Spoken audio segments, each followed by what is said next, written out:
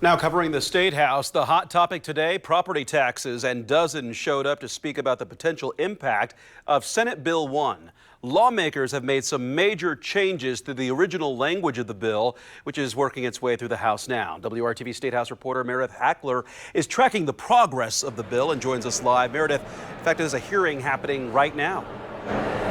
Yeah, that's right, Mark. Most of these people behind me here are still waiting to testify. Now, over 40 people signed up to testify on Senate Bill 1, which aims to give Hoosiers property tax relief. Now, all these changes won't impact cities, towns, schools, and counties as much as they used to.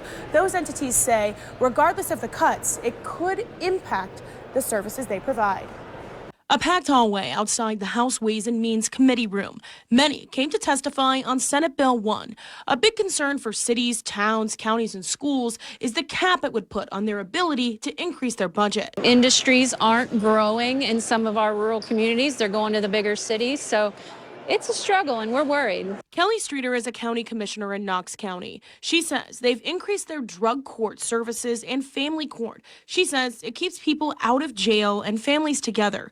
It could be impacted with a reduction in their budget. All of these programs are costly, but we as a community and a lot of other communities around me believe that it's the way to go. Not incarceration, not just letting the people and families be separated when we can help.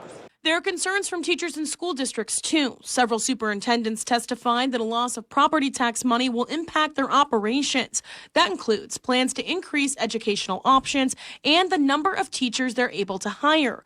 Teachers fear class sizes will get too large. Any teacher will tell you that's their biggest stressor, is having too big of classes and not having enough support. Not being able to pay teachers a decent wage. Not being able to pay teaching assistants to have support in your classroom. So that's how it hurt. But some homeowners who testified want cities and towns to remember they aren't entitled to taxpayer dollars. I've heard a lot of talk from the local agencies and the school boards about losing money.